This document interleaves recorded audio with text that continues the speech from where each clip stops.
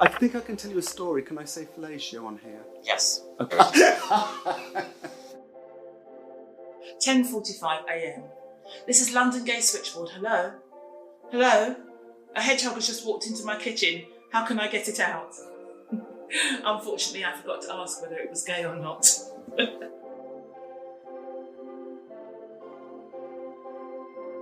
I hope that fellatio and hedgehogs weren't in the same story, because that could maybe be a bit painful. It sounds incredibly painful. But, you know, this is part of being a volunteer at Switchboard. You never know. What do you mean? I mean that you never know what that person's going to say when you pick up the phone. Ah, yes. You're listening to The Logbooks, stories from Britain's LGBTQ+ history and conversations about being queer today. In partnership with Switchboard, the LGBT+ helpline. I'm Adam Zmith. And I'm Tash Walker. In this season, we're reading through the notes made by the volunteers who took calls between 1983 and 1991. Episode 4, A Hedgehog in My Kitchen. We've got some funny stories about strength and joy and laughter, a light in the dark after our first 3 episodes of this season. And the voices you're going to hear include a nurse who found humour even during the early years of HIV and AIDS, women who found strength on the lesbian marches, and Switchboard volunteers who had to handle some really peculiar calls. Let's start with Femi Otitoju, who read out that hedgehog story at the beginning. She's got another story and something to say about why these kinds of stories are important. This is a logbook entry from February 16th, 1989. 1:45 a.m. A first. A caller rang, a typesetter, making a cocktail list, wanted to know how to spell Zaza Gabor. That's just lovely. And those are the things that would lift you. You know, you take the call from somebody who'd just been diagnosed with HIV or something, and then you'd put the phone down, and then you'd get this kind of sweet, sweet thing. And it was lovely to be there for all of those things. Yeah, we were the first people to call for anything. We were always open. We always answered. We always took your calls seriously. Of course, people rang us for everything. Hello, my name's Lee Chislett. At the age of 21, I started working at a HIV ward in central London. It sounds like it was all gloomy, and it wasn't. There was bizarrely a lot of laughter and a lot of fun. And I think I can tell you a story. Can I say fellatio on here? There was a lot of, I was 21, and a lot of teasing of me in my naivety. And, you know, some of the guys used to come to me and say, you don't mind just teasing you, do you, Lynn? I was going, no, I love it. I love the attention. Yeah, dude. But I can remember there was a guy in there, and they were very into the leather scene.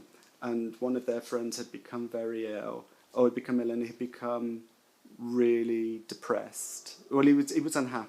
He was scared, what am I saying? He was depressed. He was scared and had become quite quiet. And there was these guys in there who I'd got to know a little bit, and I came on my shift and go bursting in, and they were eating, I don't know, a curry or something. They'd got a takeaway, and I went round the corner. And I said, "Oh, that looks nice. What's that?"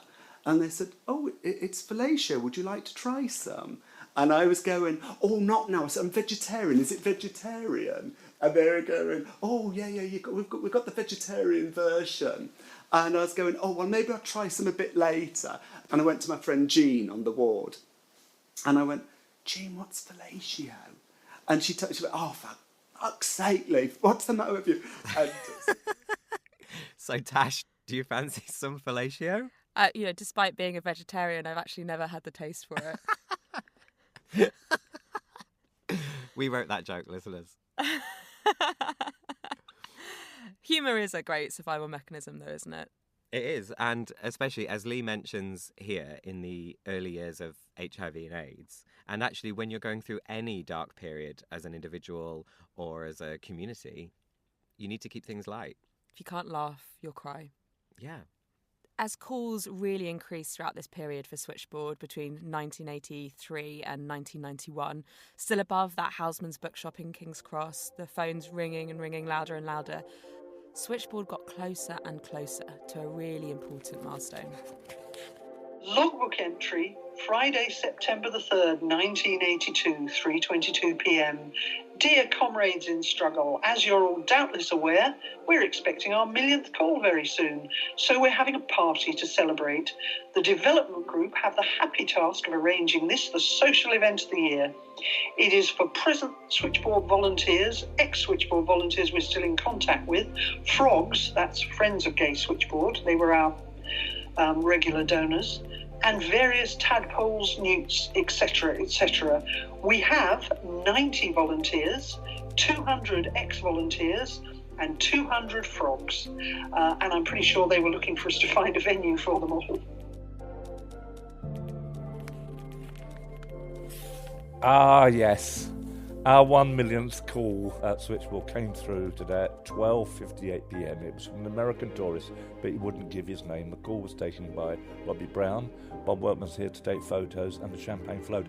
And I remember that call very, very well, because actually it was from an American tourist who had just landed from Chicago, who was looking to find where the Coleherne was, how could he get to the Coleherne, and then also the Champion, because he'd heard that was a gay bar. And no, he didn't want any publicity. Thank you very much. He said, "You are our millionth caller. We'd like to, we'd like to interview you. We'd like to give you a, bottle of champagne if you like. We'll even just give you the bottle of champagne." No, thank you very much. Thank you very much for your help. Bye bye. So that was that. And I'm Julian House. 4th of March 1984 was Switchboard's 10th birthday. I'm Lisa Power, and I was a volunteer on Switchboard between 1979 and 1994. And I remember we held a private party for Switchboard volunteers and our friends at the Union Tavern, and that's where Mike taught me to at least play with fire.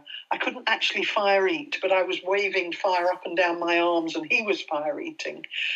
And it's where Debbie Klein and James Neal Kennelly sang the Masochism Tango by Tom Lehrer, and there were a load of other acts as well. And that was a great party. I remember that. It was a hoot.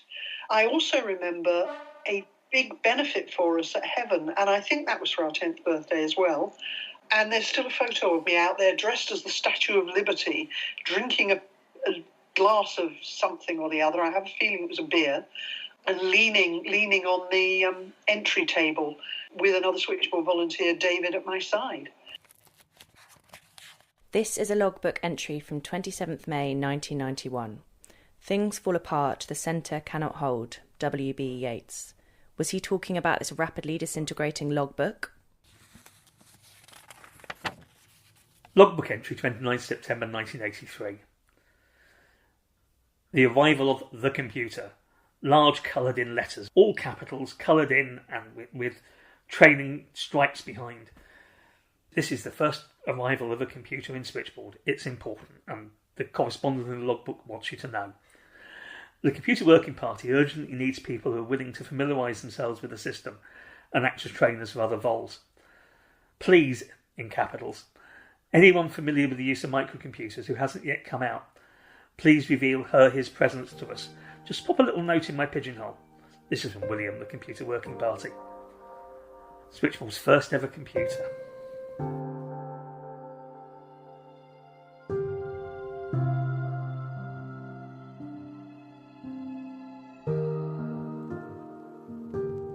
Oh, I remember the arrival of the computer. Yes, it was a very exciting thing. It was next door in the office behind. I was always tech queen anyway, so I thought we were a bit slow to that one. It was literally used for minutes and for transferring the files, which had been largely done on typewriters and stuck in.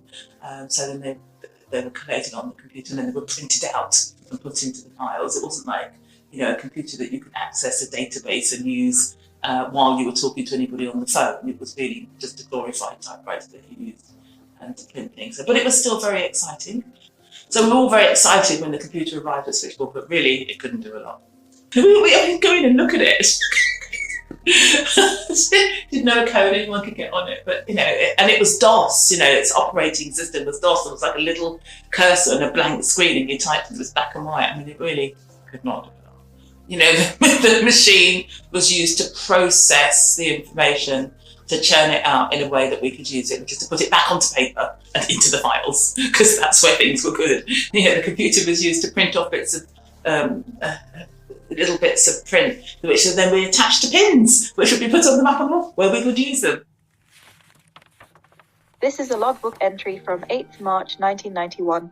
A great quote from a transsexual that rang today. I hope I don't find a man like I used to be. P.S. Her boobs are growing so fast she offers us her discarded bras. Well, for anyone who wants them. These are all just so lovely logbook entries to listen to, and memories from our contributors. Logbooks falling apart, new computers. I mean, Switchboard still has ongoing computer issues, like anyone in 2020. I was going to ask you that. How advanced is the technology at Switchboard now? It's a lot more advanced than it was in this period of time. Is that all you're going to say? Yeah, I think so. It's lovely to hear Lisa talking about Switchboard's 10th birthday as well. It reminds me of this picture that's in the archive of all of the volunteers together smiling and laughing, this black and white picture at the camera. Just, it looks so much fun. I like that entry that Richard read about the arrival of the computer. One of the specifications of the computer was that it had a 10 megabyte hard disk, which is just brilliant. I think just me saying that on this audio file, that one sentence is probably more than 10 megabytes. Yeah, right. And how about that story about the bras being available from someone who doesn't need them anymore? It's so giving. Yes. And actually, Claire's got a great story about the political symbol of the bra amidst the powerful Lesbian Strength Marches in 1988. Lesbian Strength Marches, completely invisible. There's 2,000-3,000 women marching down the street in central London, blocking the traffic. Didn't make news at all. It was still kind of invisible in that way. But it felt really good to be visible on the street, to be out shouting on the street. It was lovely. I loved shouting. Hello, I'm Claire Truscott. I've been out and proud for over 30 years. Lesbian Strength Marches are weird events. I liked wearing very feminine-looking clothes. I used to make my own clothes. I always had I used to buy like jumble sale clothes, what you'd now call vintage, but was then just called second-hand. So I had all these like 50s frocks and big hats and gloves and chunky belts, and I was very much into accessories. Love me accessories. Always with flat shoes or boots so I could run. And I turn up at Pride, and great time. Everybody loved everybody. Turn up at Lesbian Strength in a dress. Everybody give you an evil eye. Everybody look at you like you're committing some unspoken sin. I love dressing up for all Pride marches, but whoa, forget dressing up for Lesbian Strength Marches. No, it's just not on. Not socially acceptable, shall we say, amongst lesbians. Some women decided to have an impromptu sit-in, probably on Whitehall, part of the Lesbian Strength March, and it was raining. It was cold. We'd been standing around for hours before the march began. We'd been walking for a while. There was going to be an awful long walk afterwards. I was getting pretty cold, pretty pissed off. And I just said to some random woman who near me, it's like, oh, my tits are freezing off, which I had a bra on. And all she said to me was, you don't wear a bra, do you? As if this was the worst thing in the world.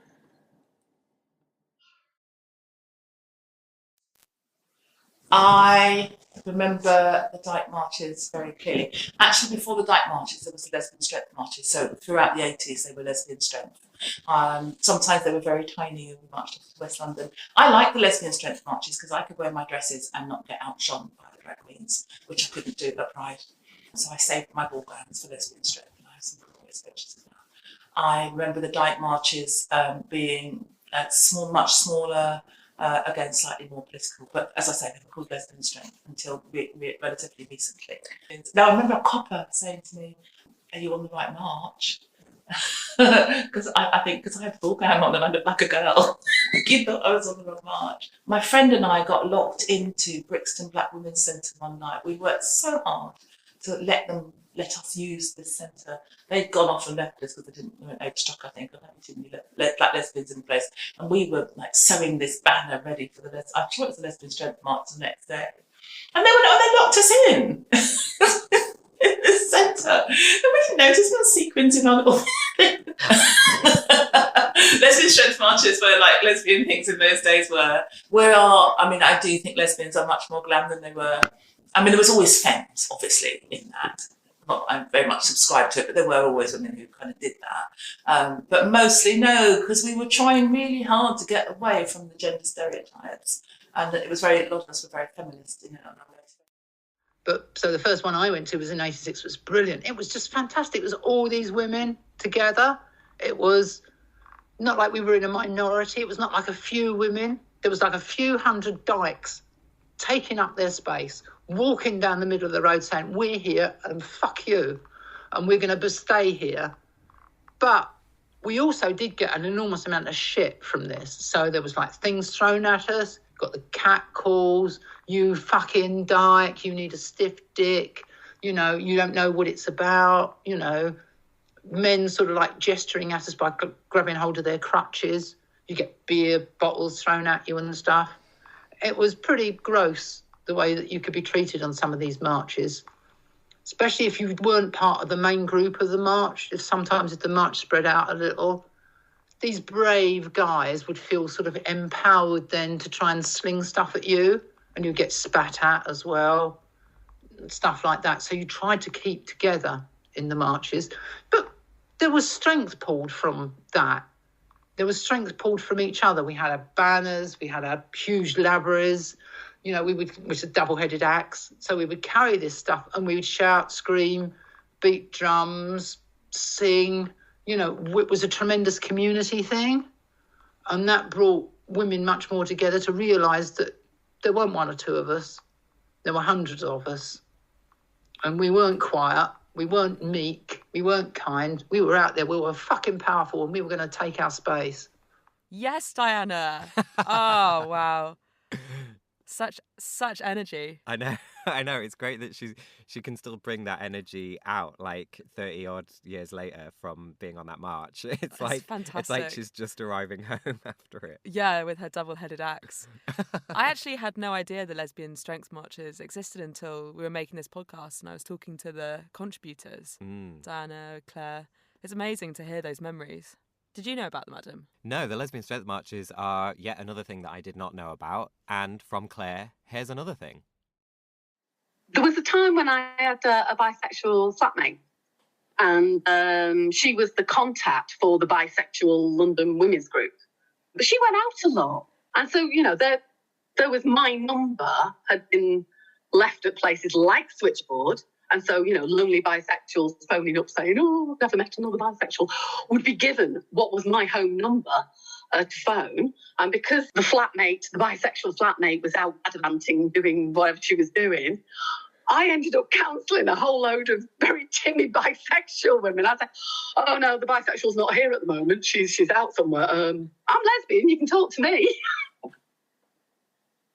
But that was probably the 1984, 85, 86, that sort of time. Yeah, and some of those phone calls were hilarious. There was no continuum back then, there was no sexual fluidity. No, you had to be one or the other. There was a sort of feeling that if you were bisexual, you could just disappear back into the heterosexual closet. I don't know. I was often accused of being bisexual back in the 80s. My personal feeling on it is that we're all bisexual to some extent or another. It's just some people express it very much down one end of the spectrum or the other. And I must say that as soon as I discovered women, I didn't really want to know men. And I've been with women ever since. But, you know, I've had 2 men who wanted to marry me. I went out with my first boyfriend for 5 years when I was a teenager. I slept with an awful lot of men. So when all those men used to say to me, it's like, well, how do you know? It's like, how many have you got to try? This is all useful background when I was counselling the random bisexuals who'd phone up wanting to speak to my flatmate.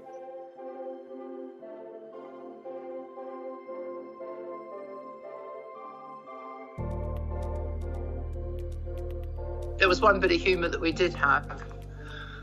My name is Diana James, and I was a Switchboard volunteer between 88 and 94, 95. Something that used to make us laugh, which was really childish back then, but it was funny, is that you used to get caught sometimes with a wank call.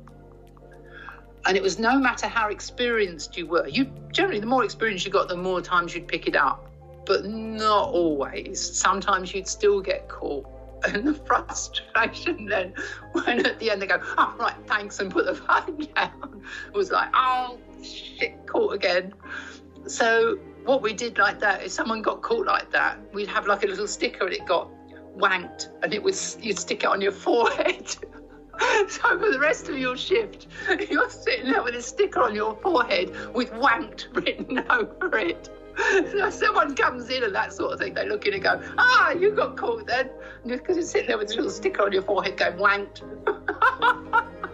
It was just childish and silly. I definitely would have ended up with one of those Post-its on my forehead. I remember one call I took where I gently challenged the caller because I thought that they were wanking. Mm-hmm. And turns out they were just walking up some stairs and getting rather out of breath. So I obviously apologised. Oh my gosh, that's amazing. The work at Switchboard is like so hard. You've got to have a sense of humour about it, I guess. Yeah, it can be sometimes really difficult. You're completely right. And here's a logbook entry that demands a little respect. This is a logbook entry from 11th of March 1990. Caller rang to say how he could become gay. 16-year-old absolutely besotted by the lead singer in Erasure. Dresses like his idol, has his hairstyle the same, copies his mannerisms too. Lead singer is gay, so our 16-year-old wants to be gay too. How? What's the secret? Any answers? This is a logbook entry from October 7th, 1986. The volunteer who made the note was Costas. The throne room's fluorescent light tube was, I'm afraid to say, fitted in error and without consultation by our over-ambitious electrician. He doesn't normally charge us any money for his work, so I can't really ask him to change it. We've decided to keep it for the moment, although I'll be buying a softer tube, as the present one is rather harsh. However, if enough people wish the light to be put back away the way it was, then it can be arranged. Please let me know. And here are some comments from the volunteers. It's like McDonald's. I like it. So do I. Would be good with a warm white tube. Mid-pink for preference. How's the lighting at Switchboard these days, Tash? Terribly unflattering, considering it's run by, queers. Did you ever get the mid-pink hue in the fluorescent light tube just right? Or is it still like McDonald's? I don't know what to say to that. Come on, you're a bright spark. We're working from home now, Adam, so... So anyway, finally, a lovely story from this period. We wanted to return to Lynn and Elaine, who in the mid to late 80s really got together and started building that life. Aww. I would say that looking back and reflecting on this really difficult time, it really was time for us to cement our relationship. And I guess as we started our life together in a sort of full-time way, it wasn't quite as important to go out to clubs, because like most lesbians, once they've got what they want, they start staying at home and eating cakes and drinking tea and playing with the cat, of course. Or in our case, it was a little dog. It was a chihuahua, so it looked like a cat.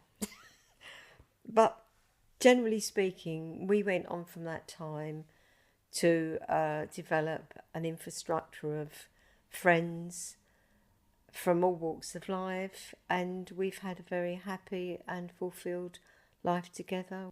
Looking back, I know that I wouldn't be the woman I am today if it wasn't for you. Oh, thank you, darling. Me too. It's not always been easy. No. But I think the big thing is that we've always been able to communicate. Yeah, that's the important thing. And I feel at this time of my life really happy. I'm pretty sure that I am the best I can be, at least at the moment anyway. That's good. So the last 150 years haven't been too much difficulty for you? No, not too many, no. I just remember the good times, I think. We had a lot of good times. Having. Shivani's bit of queer joy is Lynn and Elaine. So just listening to them, definitely makes me feel a bit happy and warm and fuzzy. Yeah, it always brings a smile to my face hearing Lynn and Elaine's stories. The thing about them is that also they do like joke and laugh with each other as they're talking, and that is really nice. They have a lovely dynamic. Yeah. I tell you who else has a lovely dynamic. Oh my God, creepy. Sorry. A 7-foot drag queen dressed as Marie Antoinette singing Wet Ass Pussy by Cardi B. That's the kind of thing that gives me my queer joy today. It's good to have such a niche, Adam, or at least to know it. Oh yeah, drag is amazing. Drag kings, drag queens, drag performers are just so much fun to watch. Yeah. And I'm really missing seeing them, and I'm also really missing live music, which is something I absolutely love. As we were reflecting back on all the laughter and queer joy in this episode, it made us think about how LGBTQ+ people have fun today. So we spoke to Thigh High, the band who put queer joy at the centre of their music.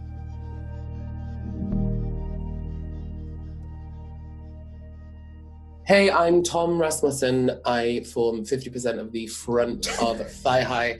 I am an author, journalist, drag performer, and international supermodel. My name is Hattie. I'm the other 50% of the front half of Thigh High.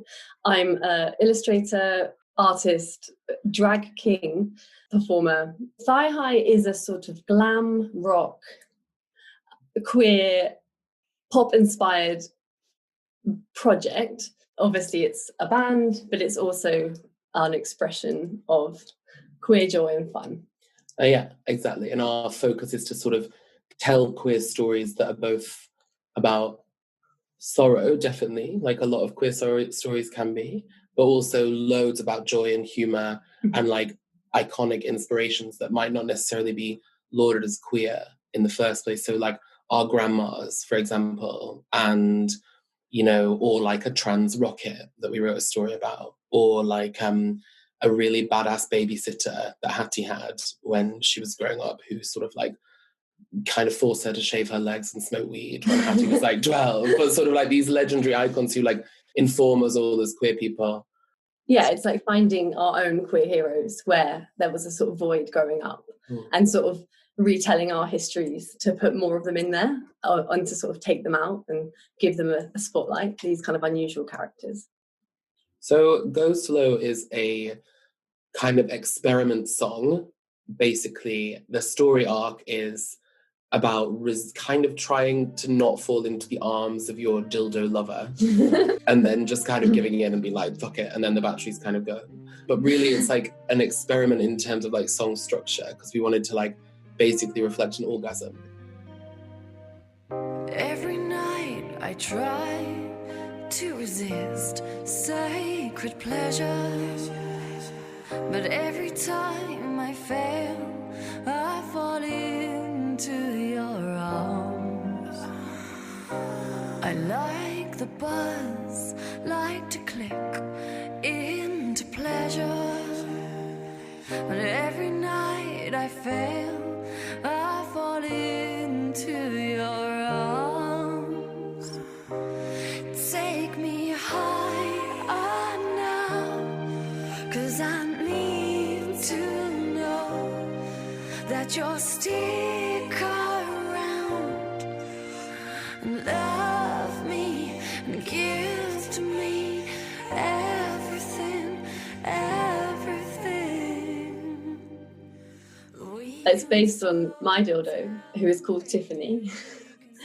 And it's actually, I think, the first song we ever wrote together. And it's when we were living in an office building about 5 years ago. And there was this chaos of lots of queers living with us. And this previously sort of like maybe shameful thing became like everyone would be talking about it or accidentally walking in on each other, or one of us would wander out and like raid the TV remote and like get the batteries and like put them back in. And we sort of wanted to demonstrate that as people start to open up and talk openly about masturbation, it also doesn't have to be this like super serious subject. And it's actually like the queer failure of like moments where the batteries die is actually funny, and we wanted to write about that. It starts off really sort of gentle, and then it goes sort of faster and faster and faster, and by the end it's like the BPM was like double. Yes. Which was really hard to record, but also really funny, because you like lots of many take.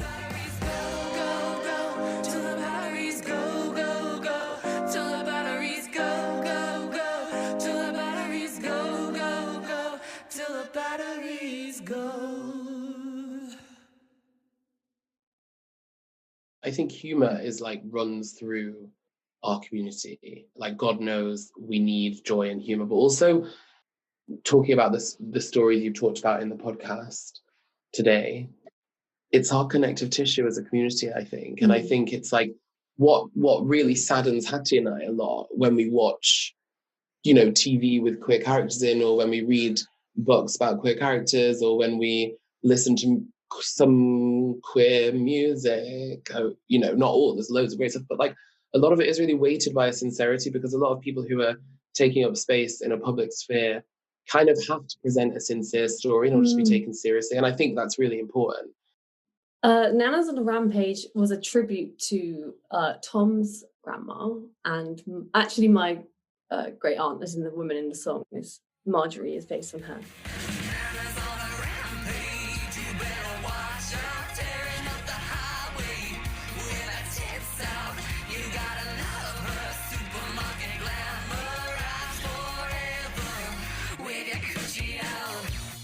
We wanted to really pay tribute to these amazing women, and then through the video also imagine ourselves as older queers, because we feel like we grew up not really knowing like what our future would look like. So we were like, well, let's imagine ourselves at 85 years old, put on prosthetics and sort of rampage around town, and you know, let's create that future retirement moment, because this is what we want it to be like. Because there's something so liberating. Like, my grandma Kathleen was such an iconic inspiration in that, like, we never really discussed the fact that I was gay per se, or like, you know, trans, or like a drag queen, but she would like make me dresses and give me her makeup, and it was this weird sort of tacit understanding that like we were both icons basically, and like there's something so liberating. There was something so liberating, I think, about mapping all our insecurities about being queer, because there's so many growing up, and there's still so many about safety and about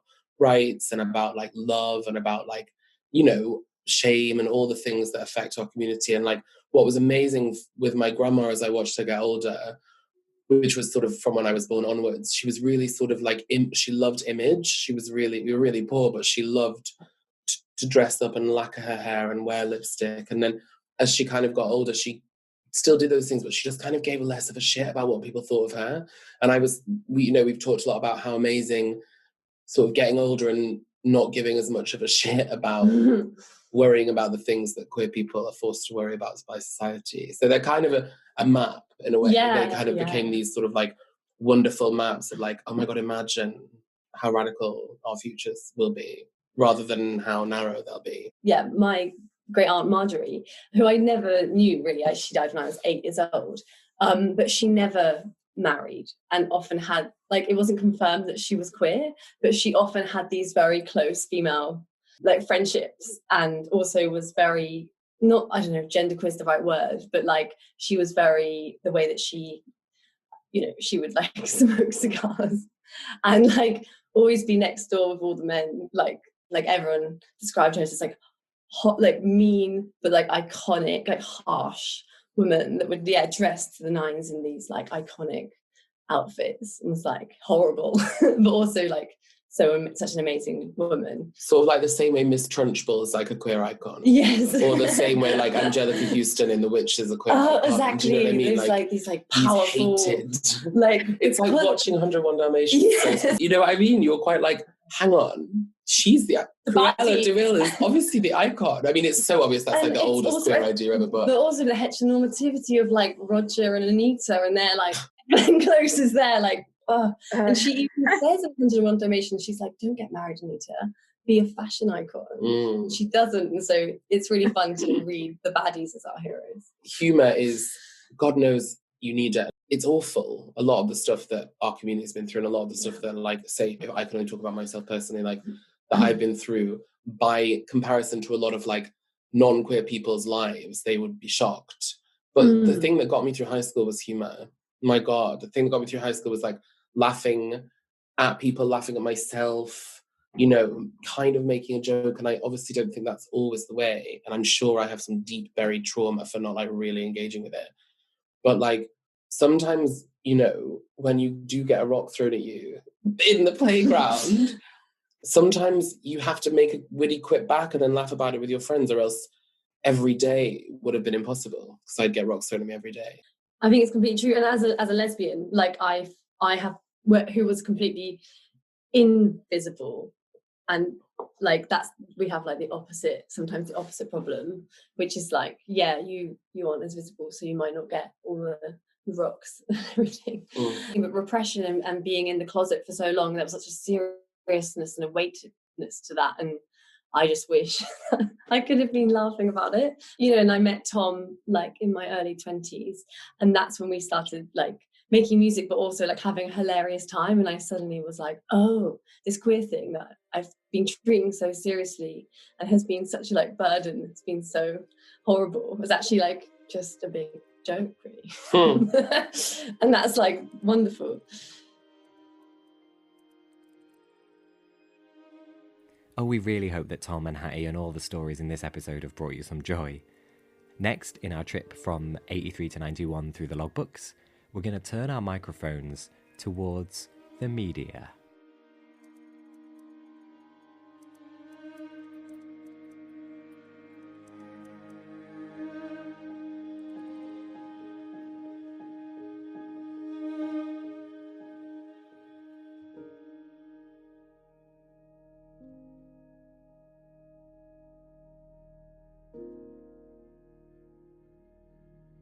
Calls to Switchboard are confidential, so to bring the logbooks to life, we've changed the callers' names.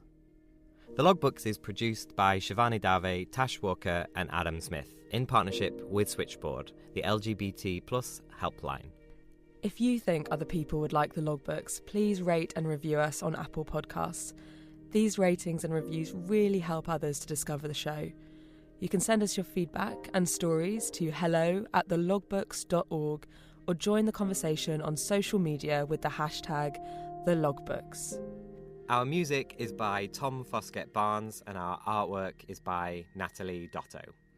Thanks to Steph Dickers and team at the Bishopsgate Institute, the BFI National Archive, the folks at ACAST, Mace, the Media Archive for Central England, Peter Zaccaroli at West Digital, Content is Queen, the staff and volunteers at Switchboard, and all the contributors who shared their stories. Switchboard continues to take phone calls from 10 a.m. to 10 p.m. every day. If you're affected by any of the issues in this podcast, or need to discuss anything to do with your gender identity or sexuality, you can call Switchboard on 0300 330 0630, email chris@switchboard.lgbt, or instant message via switchboard.lgbt, where you can also donate money or time to help.